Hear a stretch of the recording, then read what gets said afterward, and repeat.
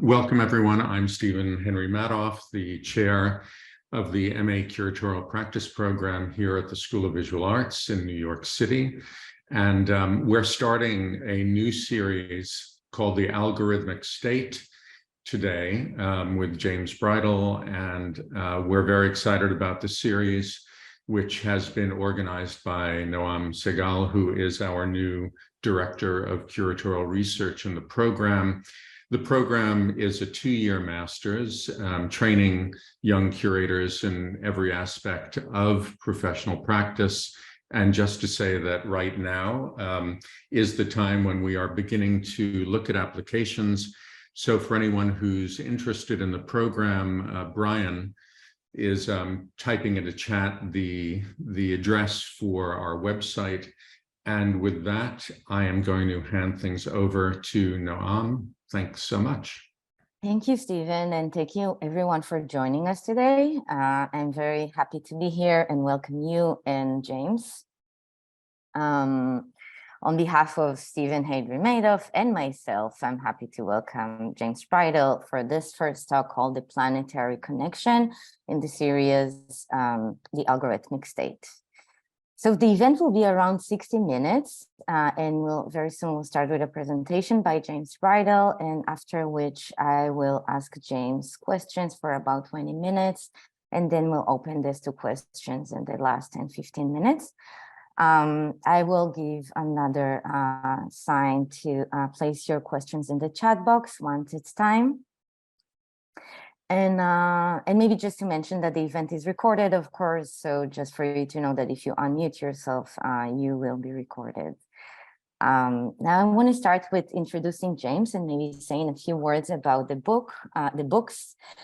So James Bridle is a writer, artist, and a technologist. Their artworks have been commissioned by galleries and institutions and exhibited worldwide and on the internet. Their writing on literature, culture, and networks has appeared in magazines and newspapers, including Wired, The Atlantic, The New Statesman, The Guardian, and the Financial Times. They are the author of New Dark Age from 2018 and Ways of Being from 2022.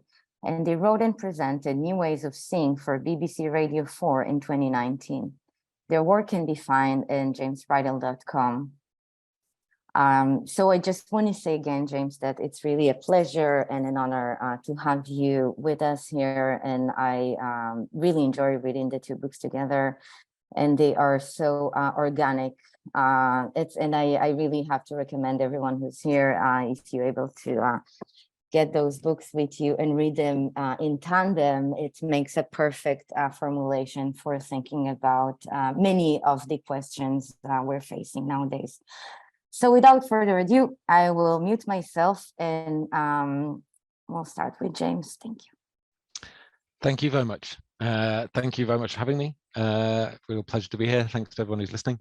Yeah, I live on a small Greek island, and a massive thunderstorm has just broken out overhead. So I'm really hoping that technically this is going to go okay. But if I get knocked off or whatever, I'll just try and come back as soon as possible. So yeah, I was going to talk for hopefully about half an hour or so, try and keep it tight, about really just about my practice and what I do and what I think, mostly focusing on the two books that Noam's mentioned, which is basically a little story about where New Dark Age came from, and then kind of how my practice has shifted into the themes of ways of being, yeah, that. Both of them are obviously a bit big to tell you the story of two whole books in half an hour, so I'm just going to tell a few little stories, and I hope they connect up and make a kind of sense, and we can discuss them afterwards.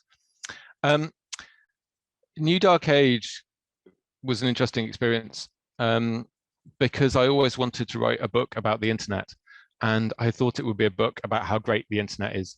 But I started writing it between Brexit and the Trump election, and that didn't seem like what it was. It felt more like time for a kind of reckoning of where our technology has taken us, which was a kind of personal reckoning as someone who kind of grew up with the internet and was part of its kind of to some extent, early utopian hopes,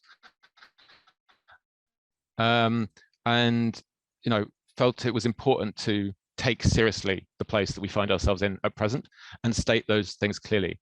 And in that book, I tried very hard to look at some big issues around surveillance, around the use of data, around what I called computational thinking, and the way that the use of computers has kind of shrunk the way we think to replicate that of computers to the exclusion of many other kinds of thinking, but also critically not to come up with any kind of solutions.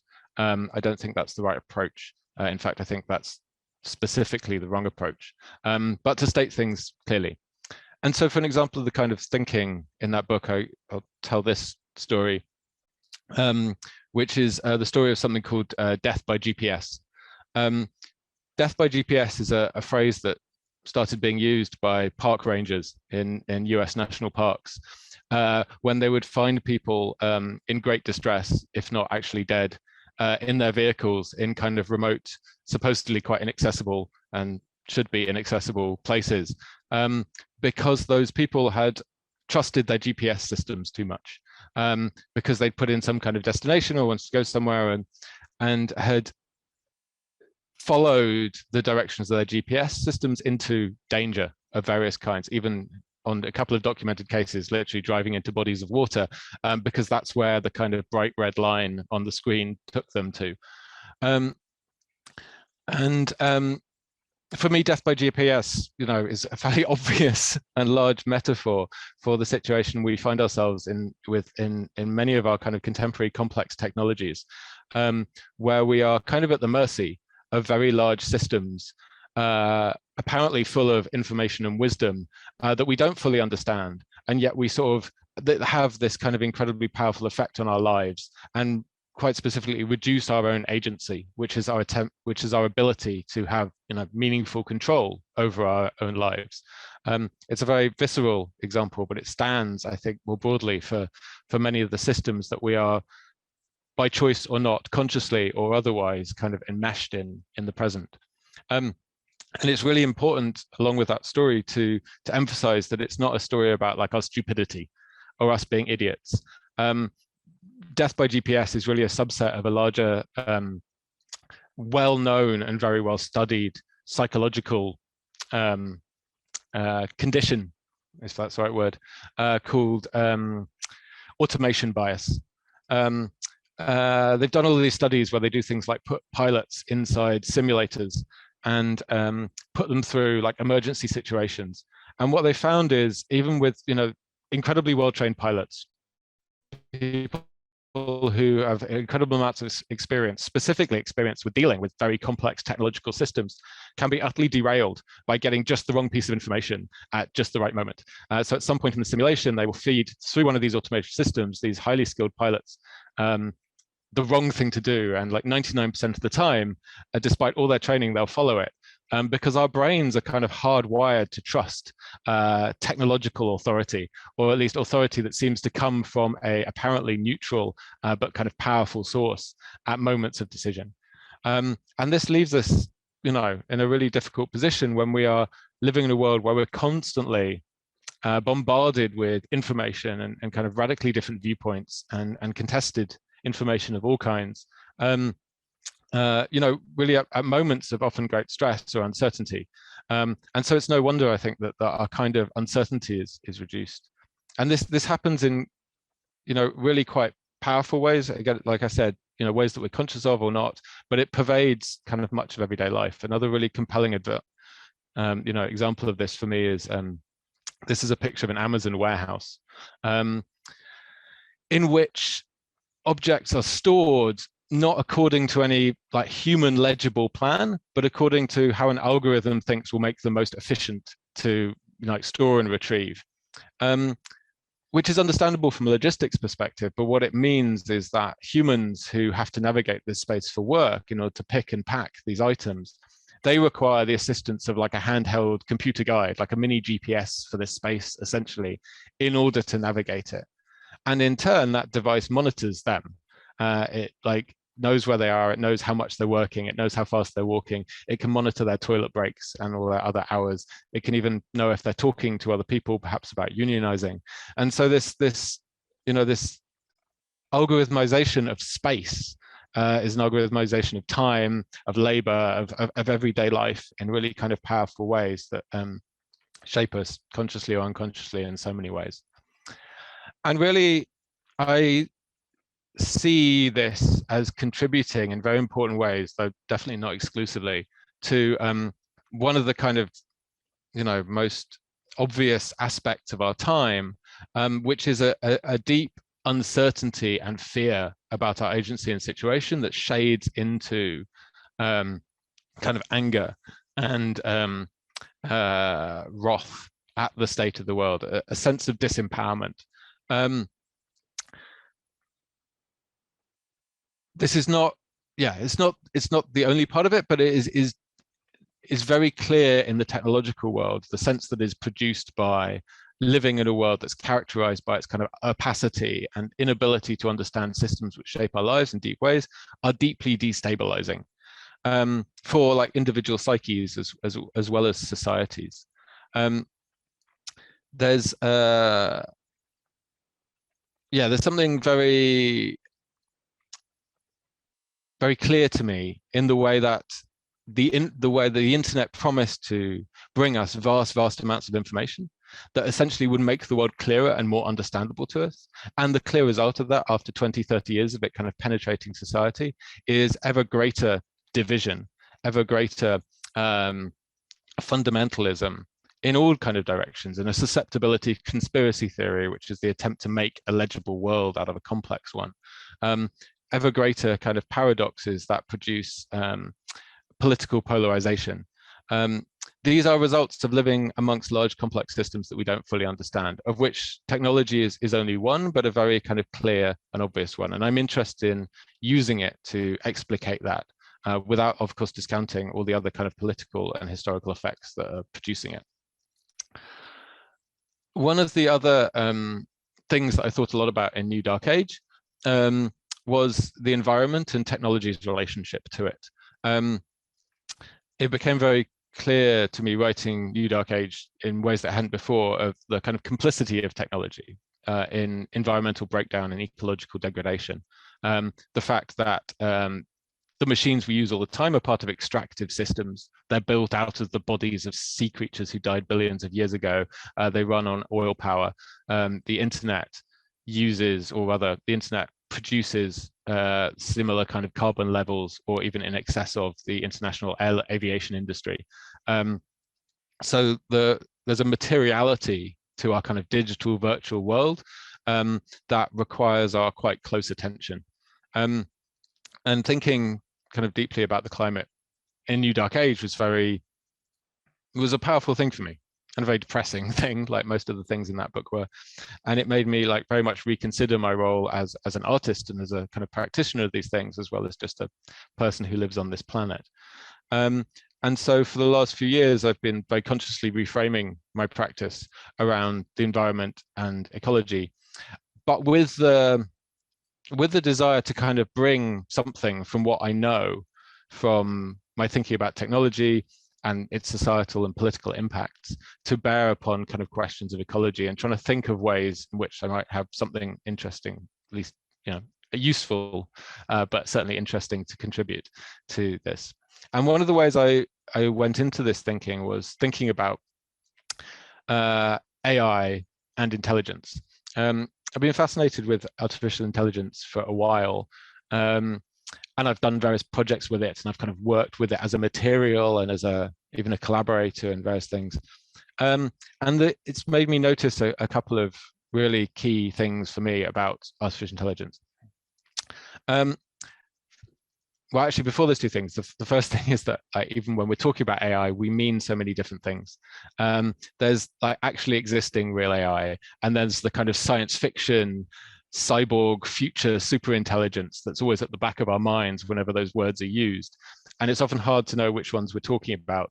And sometimes it matters and sometimes it really doesn't. But it's really important to recognize that we don't have anything like that superintelligence. We just have really fast computers at the moment, but fast computers that do very strange, weird things. And we're also stretching towards something that does look like that. And again, that question of how much that matters is one that really interests me, what that distinction is and why we care about it so much. But the two things that I really thought a lot about when thinking about AI, the first is that the things that actually existing real AI is doing at the moment seem not things that I would like to happen, broadly. They seem to be very aggressive, acquisitive, extractive, competitive. There's a reason that you hear so much about AI beating people at games. It's because those are the kind of AIs that we're mostly building. We're building kinds of intelligence that like to win, that like to beat and supplant others, that like to be more efficient and better at things than others, that don't play nicely. We've seen this through the development of kind of, the kind of well-known examples of kind of chess and Go computers. And it's really interesting to see how it's now moving from that kind of competitive game sphere into human art and creativity. That's kind of the benchmark for AIs now. It used to be just about this kind of purely rational kind of thinking that was also about being better than humans. And now it's moving into a different kind of affective sphere, which is the kind of new benchmark of creativity for competing with humans. But it's always about that kind of competition, who will be supplanted. And in that, I realized it's the kind of intelligence we're building at present are essentially corporate intelligences, right? They're acquisitive, they're extractive, they're interested in profit above all. They're not interested in essentially common goods or the common good in any particularly useful way. And the second thing is that this kind of intelligence, whatever it is, it's very different to human intelligence. And that's super interesting as well, because if you look at the history of our thinking about intelligence, we largely frame intelligence itself as what humans do. And it's why we've always framed AI in our imaginations as kind of superhuman intelligence, like human intelligence, but just better, more powerful, more winning.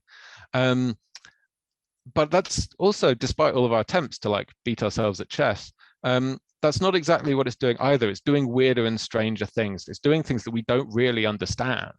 And we can't understand them because it's not like human thinking. And it struck me that this is particularly interesting at a moment, and I'll come back to this a bit later, but it struck me as particularly interesting that this is happening just at the moment, that there's in the last kind of, in this moment culturally, but in the last 10, 20 years of scientific research, a growing awareness of the other forms that intelligence takes beyond the human. So not just in AI, not just machine intelligence, but what might be called more than human intelligence. Intelligence that is also not like the human, but is intelligent in all kinds of ways. And this moment of kind of recognizing other intelligence is really interesting, but feels like it's kind of hitting a breaking point at the moment. But historically, it's been really badly done. Because of our focus on human intelligence, we've not liked to acknowledge the intelligence of other beings, and have always like kind of gatekept, so that's gatekept, the definition of intelligence to keep it to as small a group as possible. Of course, we've historically always done that within human society as well, and it's in fact still ongoing, that we're all too ready to dismiss the intelligence of other humans, let alone other species. But when it comes to species, we've developed this whole bizarre framework for deciding like who is intelligent, who will be admitted to this club, and all these kind of weird little tests. But by looking at the history of these tests, how they fail in particularly, you can kind of uncover some quite interesting stuff about intelligence. One of my favorite kind of players in this game is the gibbon, and I'll explain why. For a long time, gibbons posed a real problem to people who were researching animal intelligence at large, because they wouldn't play the game. One of the kind of classic tests of intelligence is to basically put some poor creature in a cage, put a treat outside, give them a stick, and let them to kind of see if they get the treat, essentially. And lots of apes and higher, terrible word, other monkeys in particular were quite good at this. But gibbons just refused. And this was a problem because gibbons, like, according to all of our kind of evolutionary understanding of intelligence, should be really good at this, but they just utterly refused. Until one day someone basically redesigned the experiment, and they hung the sticks or bits of string or whatever it was from the top of the cage. And immediately they did that, the gibbons went, oh, and like grabbed the snack. And in that moment, the gibbon became intelligent. Of course, the gibbon had been intelligent all along, right? It's just our framing of this thing that allowed us to acknowledge, to see, to admit that this was the case through our own very restricted kind of lens of understanding. One of the reasons for this is that gibbons are brachiators. Unlike almost all other apes, they spend 99% of their time in trees, and so they have an arboreal awareness, right? Their intelligence is directed in other directions because of their body pattern and their experience. And this is because intelligence is embodied. How you do intelligence, because intelligence is a thing that one does, not a thing that one is a result of one's own particular experience. And so if you have radically different experiences, radically different body pattern, then of course your intelligence is going to look very, very different. But the misunderstanding, the failure to understand, the failure to see is entirely on our part, because of our kind of chauvinism about the nature of intelligence itself.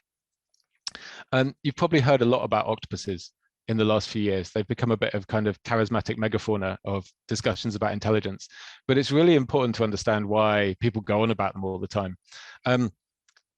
The first reason is because they are obviously intelligent. They just do all this incredibly smart stuff. They can solve all kinds of puzzles. They're really good at escaping from tanks. They recognize individual humans, and they like some and they dislike others, and they'll squirt water at the ones they don't like. Or they'll figure out how to squirt water at light bulbs to turn them out if they don't like the lighting in their aquarium, and all these kind of, great stories about them. And so you just have to kind of acknowledge at some level that they are intelligent. But the fact that they are intelligent is deeply bizarre.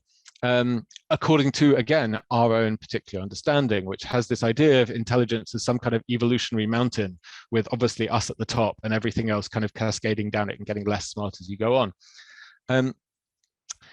The octopus has an eye that's very like ours, a kind of, gel-filled orb with a pupil and iris and all this stuff. It's actually slightly better than ours because the optic nerve connects in a different way. It doesn't have the blind spot. But it's completely separate evolutionarily from ours. It evolved completely separately. There's something like 140 million years between us and our oldest common ancestor with the octopus, which was some kind of blind worm living at the bottom of the ocean. And so that eye the octopus has and the eye that we have evolved completely separately, but in similar fashions, convergent evolution, close, but radically different in development. And the argument that I'd make about that is that intelligence has done the same thing. That intelligence has evolved along multiple paths in all these radically different ways, all the way back to the birth of everything. Because as the evolutionary biologist Lynn Margulis said, everything is equally evolved. Everything has been evolving for as long as everything else. And this idea that there is some kind of hierarchy with one kind of intelligence at the top is just ridiculous. Intelligence has flowered everywhere around the evolutionary tree in all of these radical different ways that are only just beginning to notice. And you can push this into all kinds of interesting places. We're discovering all kinds of stuff way beyond animals into plants.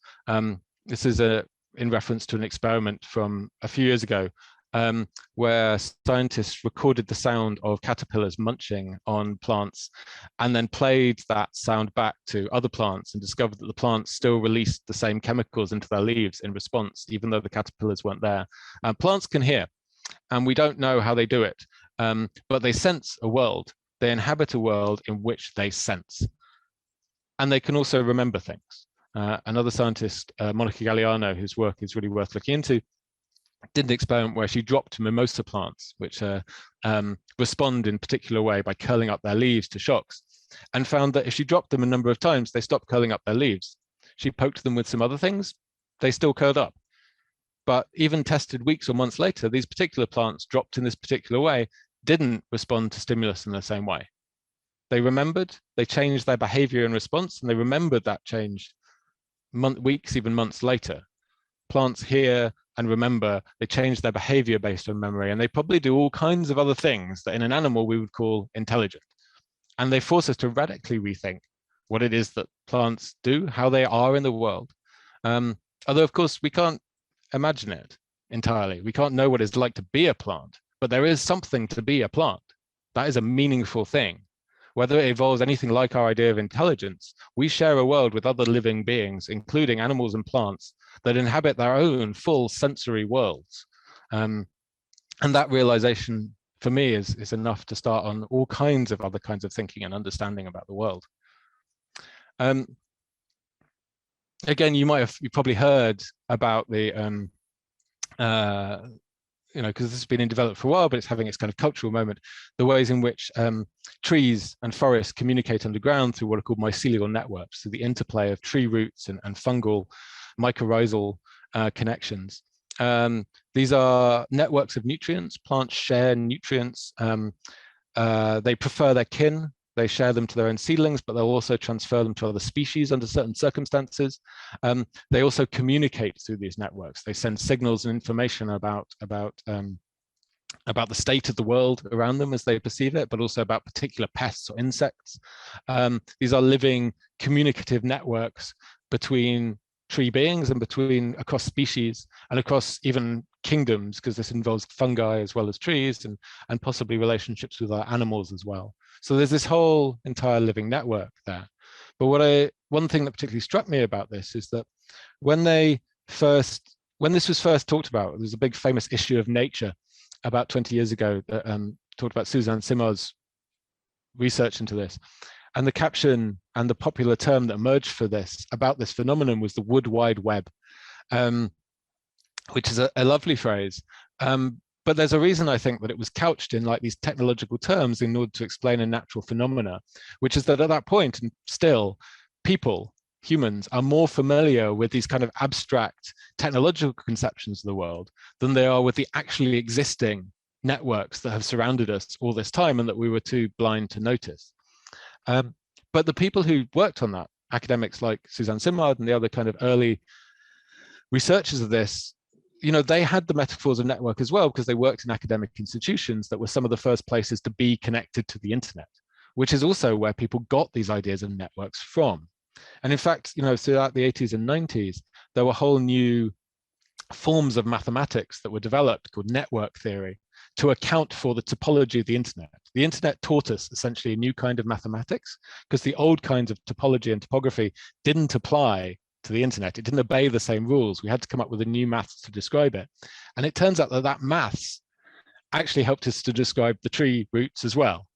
They also obey the same principles of what's called scale-free networks as the internet does, but we didn't have the mathematics, or frankly, the mental conceptions or the metaphors to describe what we were talking about until we'd kind of created our own weird toy version of it. And I think there's a chance maybe that's what's happening, excuse me, that's what's happening with artificial intelligence, or at least maybe I hope so, that we kind of need on some kind of cultural, intellectual, human level to develop like our own weird versions of intelligence, however narrow, however restricted, in order that we can actually understand on the first level that there is intelligence outside the human, and therefore that there are multiple forms of intelligence, an infinite number of potential forms of intelligence that exist all around us and always have done, but we're so solipsistic, we kind of need to build these weird toy versions of it ourselves.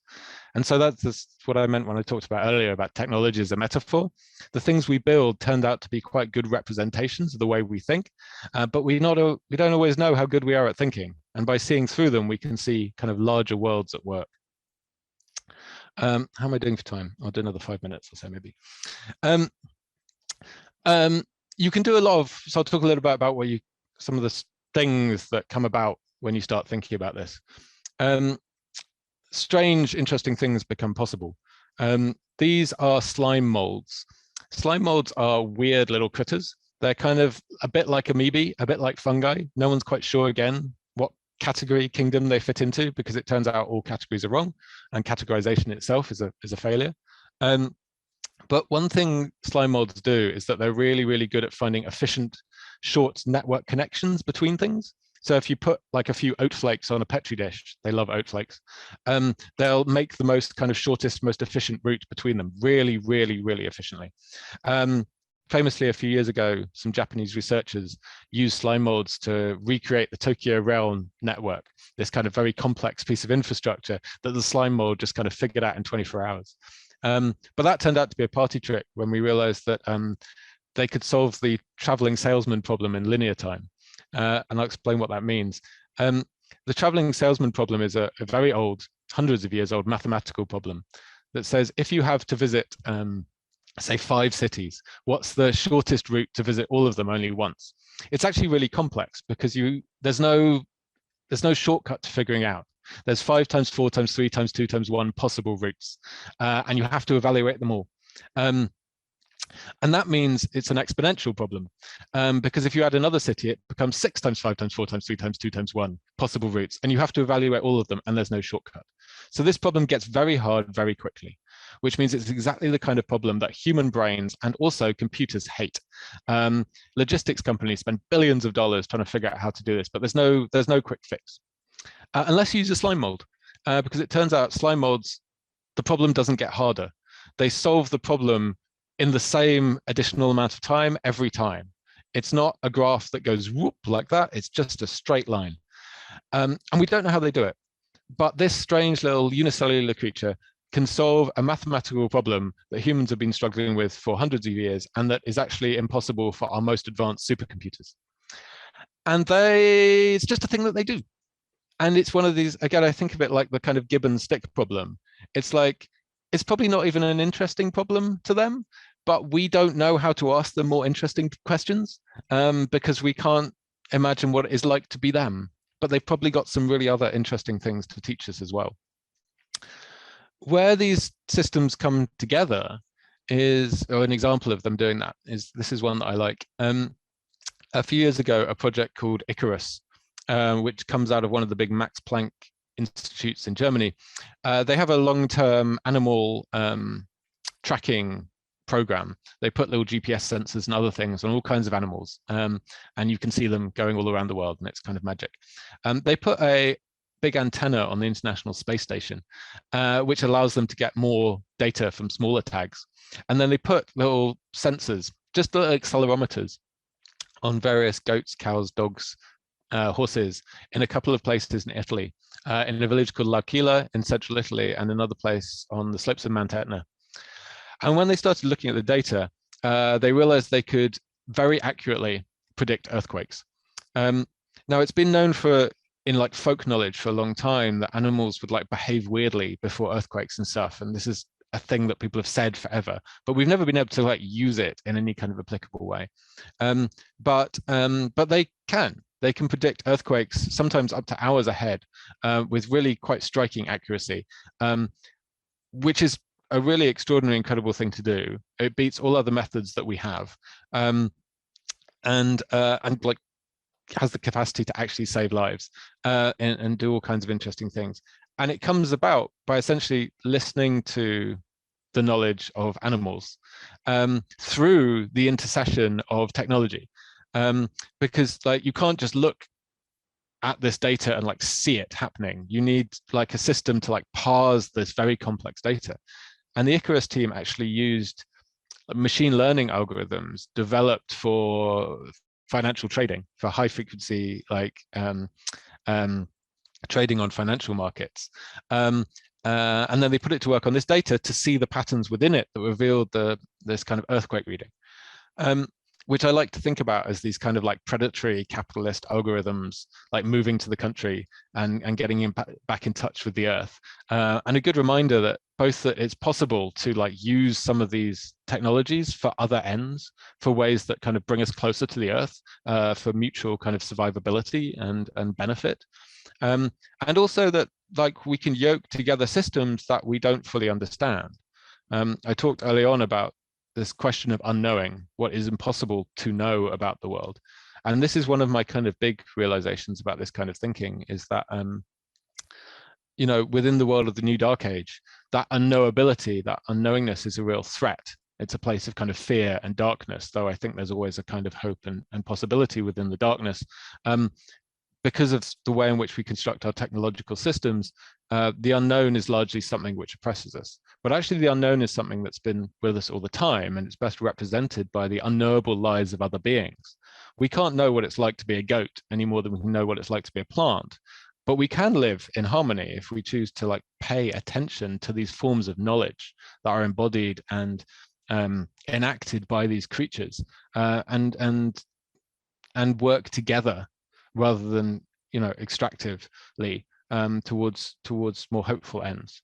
And that really, to me, is a huge challenge to not just the way we build technologies, but really the whole way in which at least dominant science and most of our technological and kind of enlightenment science paradigms view the world, which is as something to be kind of deconstructed and cut up into tiny pieces until it's known in a way that destroys it, in a way that constantly attempts to dominate it through knowing. And that's not a good way, it turns out, to approach the world. In fact, it's really like the reason we're in the situation we're in.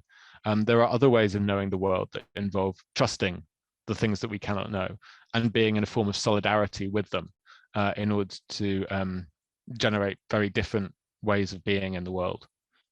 Did I tell one more story, or should we go to questions? One more story, okay. For the last few years, I've been working with scientists in northern Greece who are growing plants called hyperaccumulators. Hyperaccumulators are a sort of class of plants, all different species, that have a particular ability in common, which is that they can grow in metal-rich soils, and that includes kind of everything from gold to kind of arsenic. Anyway, soils that are full of things that most plants don't really like. There was a lot of research into these plants in the kind of 80s and 90s, largely by mining companies who thought they could plant them on like polluted land and the plants would clean the land. And they do, and it's amazing. And it's called phytoremediation. And it's a thing that like is used to remediate land. But this isn't what's happening in this field in the picture in the mountains of northern Greece isn't phytoremediation, it's phytomining, which is that they're planting, or rather inviting in a number of different plants into naturally occurring metal-rich soils. Northern Greece and Albania has a lot of serpentine soils, which are very rich in nickel, which makes them very poor agricultural land. But these particular plants, there's 3 of them on this plot, have adapted to this particular thing, and they draw the nickel up from the soil and they store it in their plants and leaves. You can then harvest those plants twice a year and burn them and recover the nickel. You can literally harvest metal from the earth through plants. You can even burn the plants, and in the burning process, you can capture that energy and use it for biomass, and the roots stay in the ground and capture carbon. So it's this beautiful circular process that is a complete alternative to the kind of extractive, destructive ways in which most metals are mined at present, though of course it will never replace them, and it shouldn't. We need to reduce our demands for these things, not just replace them with monocultures of hyperaccumulators. But for me, this really embodies so much about the nature of the possibilities of the knowledge embedded in other beings. The 3 plants here are all endemics. One of them's the little white ones in the far right are Alyssum morale, which grows all around the Mediterranean, but particularly in these kind of nickel-rich soils. The stringy green ones on the right and left are Bornmuella emerginata, which is kind of spindly little green plant that only grows in northern Greece and in Albania. And the little sprigs of brighter green in the middle, my favorite, is Bornmuella tymphea. And tymphea is named for Mount Tymphy, which is the highest peak of the Pindus Mountains where this field is. And it only grows within about a 50-kilometer radius of that mountain, which makes it a real endemic. It only grows in this place. It has evolved in this place, and it has evolved to know this place and to have a knowledge and understanding of it that far exceeds human knowledge of this place in its particular interest. And we have something to learn from it by working with it and by paying attention to the way that it lives its life in this particular place. And that is true of all species in the world, and everything that we share this planet with. And there's a whole bunch of like other political and social ramifications of that line of thinking that I don't really have time to go into, but perhaps we'll talk about now. I was going to say the stuff about the unknown here again. This is a tree that I love near my house. This is an olive tree that's at least 1,000 years old and possibly several thousand years old. And it is impossible to know what it's like to be this tree that has seen civilizations pass by. And yet we share a world. We share a world with all of these creatures and beings of various kinds. And we cannot know them and should not want to know them in only the ways that science can know them, although that's a lovely way of knowing them too. There are other ways of knowing and thinking and being with these things that will change us in the doing so. And yeah, I recommend spending time with them and thinking with them in all of those ways. And I really will stop there. Thank you. Thank you so much, James. Thank you. My video. Well, that was wonderful. I'm not even sure what's the right point to begin and access. I love that 7,000 years old tree. I come from a place where they cut olive trees who are 200 years old, so it's really nice to see that tree. I'll start somewhere in the middle, I guess, because again, as you said, and just to repeat for everyone, there is something very organic, maybe, and continuous between the two books. And although one is focused more on metal and nickel, and the other one is more on plants and slime molds, the connections that you make are so cohesive, and they really shed light on forms of intelligence. So I wanted to start though from your dark age because of many reasons, and you describe problems that has to do with science these days and how big data is basically causing issues to science. And I wanted to quote here one part that you say in page 89. You say, across the board, from medicine to psychology, biology to environmental sciences, researchers are coming to the realization that many of the foundations of their research may be flawed. And you base that, of course, on the idea of the P probability, the P hacking, and data dredging. And I was hoping you can shed some light on that and why we have such a big problems today that derive from the idea of big data and science.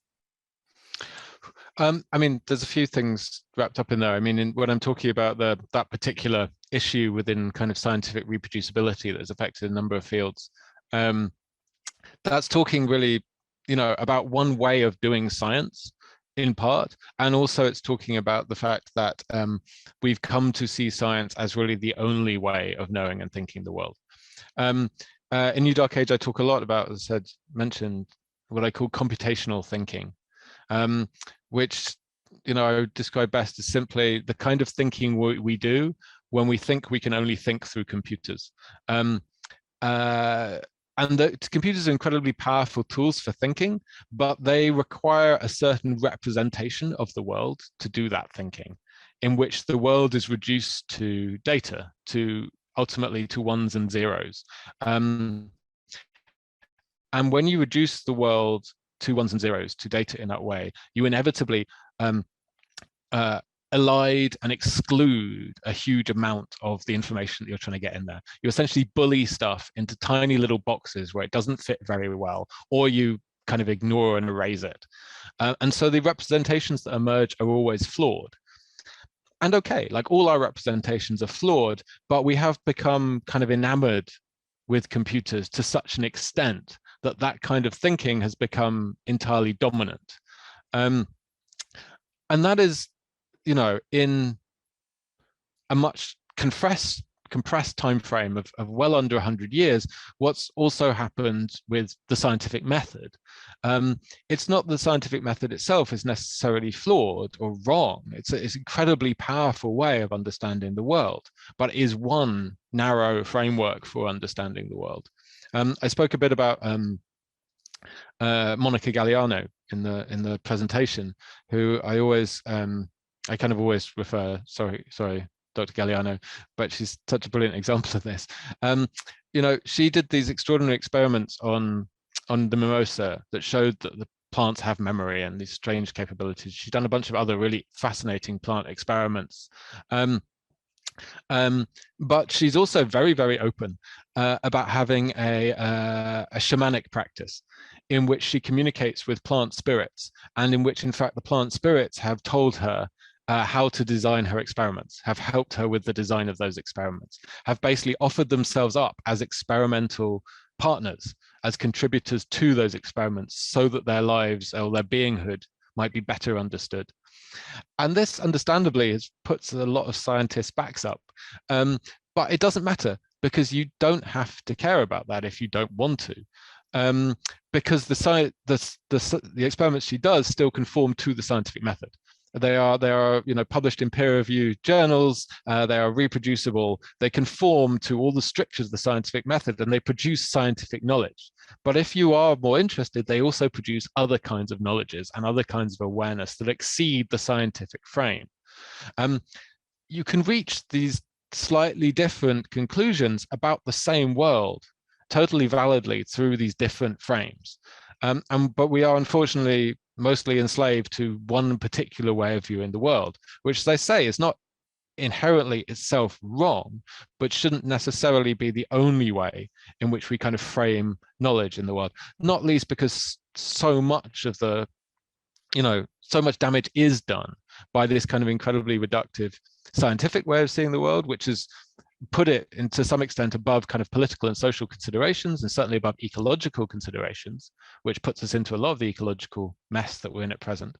But also, when you, as I say, to reduce it down somewhat to computation again, creates this very narrow view of the world that ends up both producing an incredibly distorted view, and also doing real, serious damage to the structure of society and to people's lives, and produces sexism and racism and all the other stuff, like as a byproduct of its flawed perception of the world. We'll get to the political and social aspects of this, but I want to just stay with this one a little bit more. In this book, you cross over aviation and complexity and cognition and climate and nuclear energy and mapping. And I thought maybe a good way to drill down to this is how you talk about Richardson, right, and the coastline paradox. And you say at some point that computation co-produces our environment, but you mean it in different levels, not just one, right? Because there's different ways that computation co-produces our environment.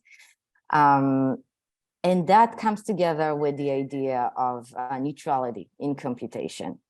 And here we're getting to the more social and political aspects of this. But I was hoping if you can explain that a little bit more in terms of like meteorology, or even the fact that there are no new medicines produced in the past few years, right? Like in comparison to like 20 years ago, etc.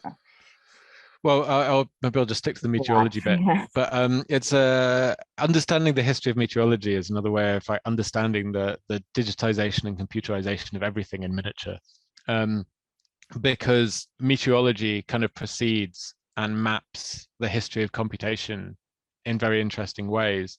In that computers were basically invented to do two things, which was to predict the weather and design nuclear weapons. The weather thing started a bit earlier, when scientists, and in particular a guy called Lewis Fry Richardson, developed a process for essentially breaking the world down into small little squares, measuring the pressure and temperature and wind direction in each one, and then trying to build up enough of a picture of the world from that representation that they could predict the future, essentially. And that's where computation begins. It's very much the idea of breaking the world down into smaller and smaller pieces until you can build a sufficient representation to predict the future. And of course, prediction always implies control, because why would you want to predict it unless you wanted to control it in some fashion? So that's a really like concentrated one story of the kind of origin of computation, that urge to predict and control, which has all kinds of wild outcomes when, of course, you have huge power imbalances in who can do that prediction and control. But the reason I love Richardson, despite his formulation of weather forecasting by numerical processes, as he called it, was that he was also a Quaker and a pacifist, and he spent much of the rest of his life trying to formulate a kind of mathematical basis for war in order to predict and control it as a pacifist. And he didn't have much luck doing this, but he discovered a bunch of other strange things about it. Like he had this theory that that the probability of two countries going to war was a product of the length of their borders. And so he started trying to like build huge tables of like the relative lengths of borders between various countries. And then he discovered that no one knew how long all the borders were, and that all the figures were different. And he realized a really important mathematical principle, which is now called Richardson's paradox, also known as the coastline paradox. Imagine you have to measure the complex shape of something like the outside of a country. And if you use a ruler that's a kilometer long, you'll get one answer, right? But if you use a ruler that's a meter long, it'll fit into all the little gaps, and you'll get an answer that's actually bigger. And if you use a ruler that's a centimeter long, you'll get an answer that's even bigger. And what you found is a fractal, and that's what Richardson actually discovered. And Mandelbrot, who did the work on the mathematics of fractals, referenced Richardson. But essentially, the meaning of Richardson's work is that anytime you try to study something at ever greater depth and grain, the more incredibly complex it becomes. Like it always escapes this attempt to like narrow it down, because the world is not something that can be parceled up in the way that computers attempt to parcel up the world. It's just, the world is not digital, it is linear. And I don't mean that in some kind of like retro nostalgic MP3s versus vinyl type of way. It's literally, it's continuous. We are all continuous, entangled with one another and the world around us, and we're not separable into little discrete bits of data. And of course, we have to separate things into discrete bits of data all the time to get things done, but it doesn't make it true. And when you start to make assumptions based on the idea that it's true, you get into all kinds of trouble. And you also reinforce this idea that we are separate from one another and from the environment that maintains us. And that's a big part of, as I keep saying, how we got into this mess in the first place.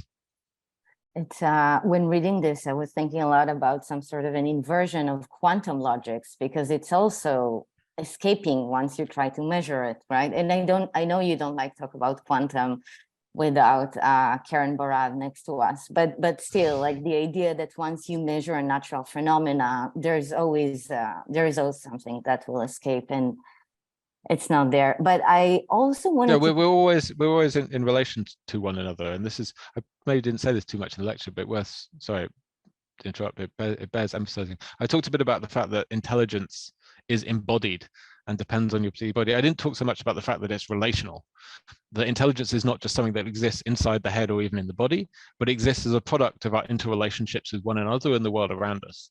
That it arises out of another Baradian term, like interaction.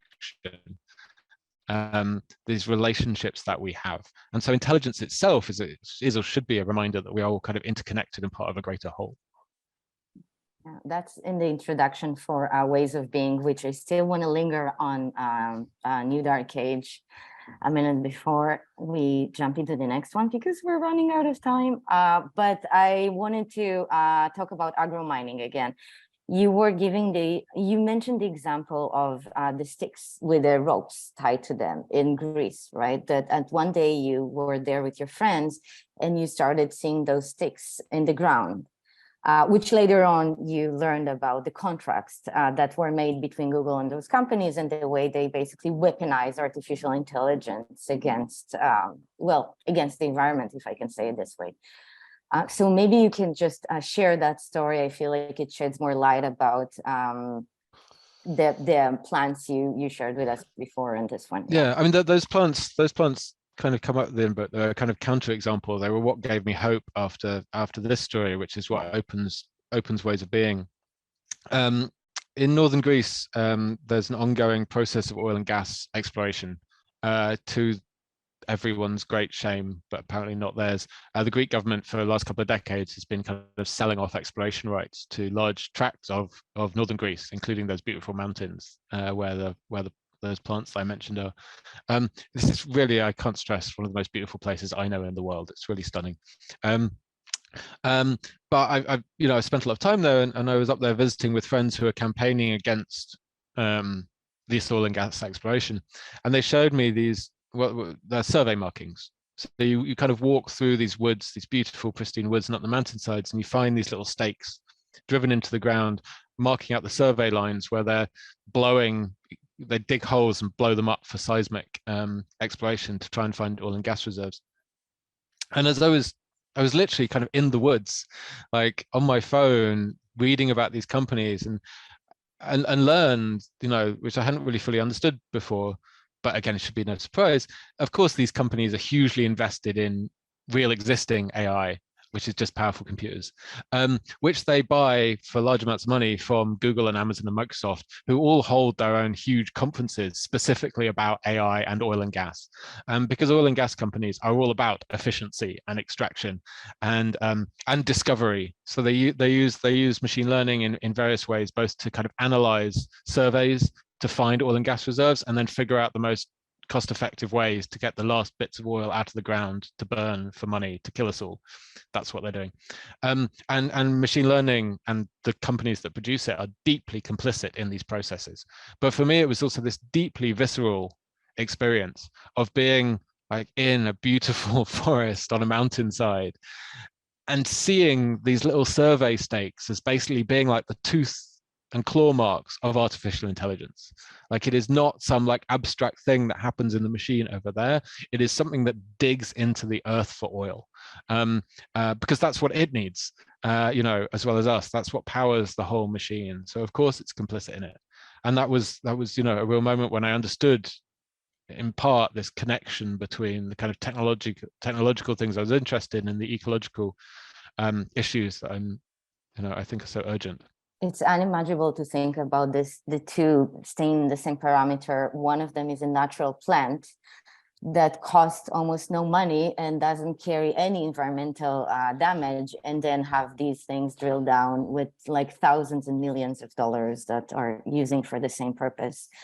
I want to jump to the image for a second before we ask another question about ways of being in the questions. And I'm going to quote from page 64, and here let's talk more about like the political and social implications of AI and computation as we know it today.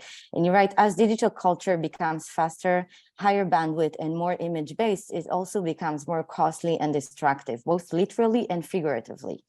It requires more input and energy and affirms the supremacy of the image, the visual representation of data, as the representation of the world. But these images are no longer true, and none less so than our image of the future. So again, because we want to drill down, Sounds good. I don't know who wrote it, So ask you more about like, what are, let's say, the dangers that you see in the, let's say, the supremacy of the image, beyond the idea of the representation of the world in two modulations, but also if you can share some of your knowledge, let's say, about the carbon footprint and the electricity and energy levels that our cliff lights produce.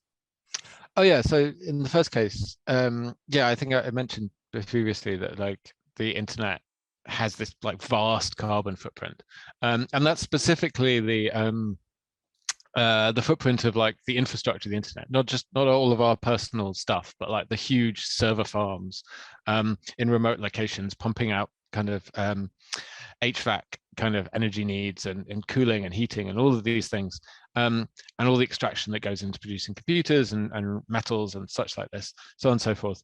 Like it's bigger than all the planes, and we think about how bad planes are, but we don't tend to think about how bad using the internet is, but it's probably worse, which is nice to think.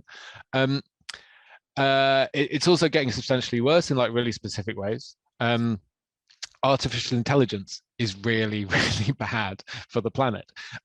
It requires, there was some terrifying statistic from a MIT report a couple of years ago that basically to train a large scale model, nothing like what kind of Google and people do, but the kind of stuff that people do in academic departments a few years ago, like cost, you know, the lifetime emissions of 100 cars or something ridiculous like this, in order to just that the amount of data processing that was involved in that, the computers just running hot because they're doing all this.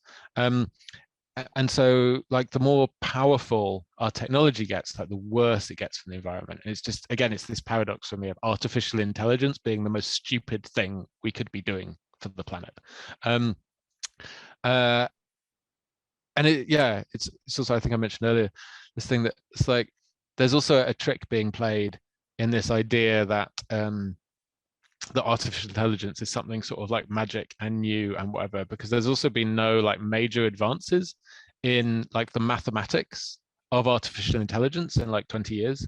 The advances that are currently happening are a result of power, essentially. The power, literal power in terms of like large scale electricity use, computational power in terms of like lots more very fast computers that are only accessible to a few very large corporations, and political and social power in the harvesting of data. The thing that's made the current generation of AI possible is not new maths, it's more powerful, expensive, smoking, heating computers, and it's access to incredibly vast amounts of mostly dodgily gathered data. And so it's a financial, social, political act rather than particularly a technological one. Which is a slightly separate question to the question of the image, that the image plays a slightly similar role, I think, or at least the reason I brought it up in the segment you quoted is the fact that, like anything else, the more we share images, the more we video chat, all of this data streaming around is smoking, is heating. And so, of course, if you share larger images, more visual information, you're literally heating things up more. But I've also for a long time been concerned with like the role of the image in making certain cases or making certain demands, particularly within art. And this is also, again, it probably has wider implications, but I'll speak to the specifics. You know, I have made a lot of work about the nature of surveillance as a kind of technological power, and all the stuff that goes alongside it, the kind of racialized coding that technology does, and so forth. That's heavily image based. And what I found was that it's very hard to make artwork, critical work about surveillance that doesn't just do more surveillance.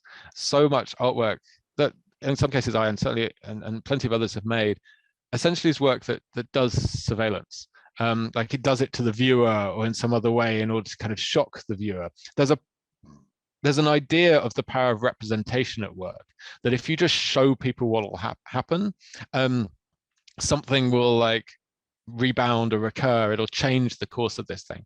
And in the case of like surveillance arts, kind of specialist media art discipline, I really felt that this was just not the case. What it was doing was artists were just doing surveillance, and they're essentially normalizing the practice of surveillance, and like making it just a thing that everyone was aware that was happening without really changing it. And I started to see that logic everywhere. I see it particularly in like the politics of whistleblowing, this idea that if you just kind of reveal the information, it will sort of like everyone will have some kind of magic huge change of heart or something, which has really not been the case. In fact, it seems that making images of stuff, representations of stuff, tends to normalize them, whether that's like, you know, the Snowden releases, basically the main result of them being that a lot of stuff that was in legal gray areas got signed into law, or it's the kind of the forms of like speculative design, which creates the idea of other worlds that actually seem to kind of foreclose them in certain ways, because they depict them without doing the work of actually how we might move towards them in meaningful ways. And you know, and so in my own practice, I stopped using images in the same way expecting the images themselves to make the change. And this has sort of become very relevant to me again in terms of a kind of ecological practice, where I feel very strongly that it's not enough. In fact, it's worse than enough in the present moment to like make work about the environment or about ecology. Of course, I write about it all the time, and I can't live up to my own rules at all. But in some of my work, I try to make work that actually works, that does the work itself. So, you know, a lot of my work, visual artwork in the last few years has been doing things like actually building solar panels that actually work, that generate energy. And I don't expect solar panels to fix everything. I have various other ideas, not about fixing everything, but about the role of solar panels and education and practical work. But I also think, like, if when you're making work about these subjects, like, representation, depiction, and arguments purely on the basis of the existence of other possibilities rather than their like actual realization, actuality is not really good enough. Yeah, so I tried to do. Yeah, we could go on. Yeah, thank you so much. I want to open this to questions from the audience because we ran out of time, but I don't see that if anyone wants to ask something, please unmute yourself. And if not, otherwise, I will happily ask one more question. Let's see.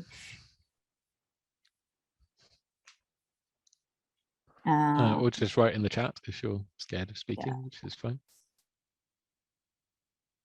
Okay, so maybe I'll ask you one more thing if someone maybe is typing in. And here, just because we're short on time, I'm going to try to tie together maybe 3 different things that has to do with ways of being. Or you know what? Or maybe we should try and make it a little easier. You talk about soft maybe machines, 2 things. Right? Maybe just 2 things instead of 3. So you talk about the invention of soft machines, right? Soft machines being like things that were developed together with slime mold or Mycelial or spider nets that has memory and a neural system, etc. And I was wondering about how you see those soft machines in relation to randomness, that randomness being such an important aspect of lacking from computation, from this concurrent mode of computation, but also in relation to undecidability. So if you can talk a little bit about that, and I'll be here looking out for further questions. Yeah. Randomness is a powerful thing in relationship to computers because computers are incapable of generating randomness.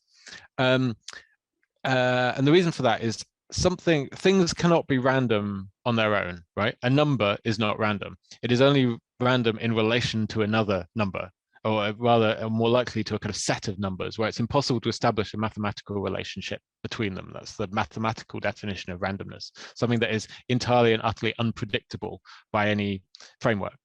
And the reason computers are bad at that is because if you write a computer program to make something random, then it's not random because it has some pattern to it that has, set that out as its basis for randomness. And even if it's very impossible to discover, there will be some underlying basis to it that makes it predictable in certain ways because it was created in a predictable fashion. And I'm fascinated by this because what it's done in history is produced all kinds of weird, interesting workarounds because humans need randomness for particular things. We need randomness for all kinds of things. Particular examples are things like lotteries, where you want to pick random numbers. That's why they still use those machines with balls in them, because they're better than computers at generating randomness. They actually generate randomness and computers don't. Or for like credit card transactions where you need very long random numbers for cryptography, this kind of stuff. So we need randomness. And one thing they've done is that a lot of the systems for doing this, in the book I look at computers that were built for picking random numbers for lotteries in the UK, what's called the premium bonds. They would connect them to various kind of natural systems. So the premium bonds computers use neon tubes. So the computer was connected to like a piece of strip lighting, like a neon light. And what that does is the gas in that tube is fluctuating. because it's affected by like the noise of the environment, by radio waves passing through, even by like particles coming from space. The behavior of that gas is not predictable. And by measuring like the voltage or the flux across that tube, you can generate actually random numbers. And it's such a beautiful like, image of the machine, this thing that's supposed to be a kind of encapsulated whole representation of the world, has to kind of reach outside itself and touch the universe in order to produce this thing that we need, randomness in various forms. And randomness is, in a certain sense, one of the kind of defining features of the universe, because it's also the driving factor of evolution. It operates within all the kind of different levels of evolutionary development. It's why we have the diversity of ecology that sustains the living web of life. And so it's a very kind of poignant example of like a thing that computers can't do themselves. They have to become ecological. They have to touch the earth in order to create randomness, to be in touch with this thing that makes life itself possible. But it's also important to state that they can do it, right? And it's not just the neon tubes. People connect them to like antennas for radio noise. They put them next to radioactive sources. They point cameras at lava lamps, do all these weird things to like generate randomness. But the computer is capable of reaching out outside of itself, and in fact can only really achieve its true capabilities as something that reaches outside of itself, like everything else. And it's possible to kind of extend that metaphor to quite a lot of other forms of computation. In the book, I look quite a lot at the kind of cybernetic histories of the 1960s, 70s and onwards, which envisaged very different types of computation that were not like bound inside these little metal boxes and accorded all of this respect. They were kind of made a bit dirtier and in touch with the earth in very different ways, and they produced very different forms of computation. And my point in doing that, in looking at sort of like computers built out of crabs, for example, or kind of factories that were run by, you know, ponds filled with algae, is just to point out that, like, well, 99.99% of all computers that we use in the world today, your phone, this laptop, the things that run the financial system, all of them, they're all one type of computer. Like human intelligence is one kind of intelligence. There's infinitely many different ways they can be. Some of them are deeply strange and fascinating and wonderful. Many of them, in fact, are. And again, that's just a larger subset of the point that like many other worlds are possible. And in fact, they're already here. They're already surrounding us if we choose to pay attention to them.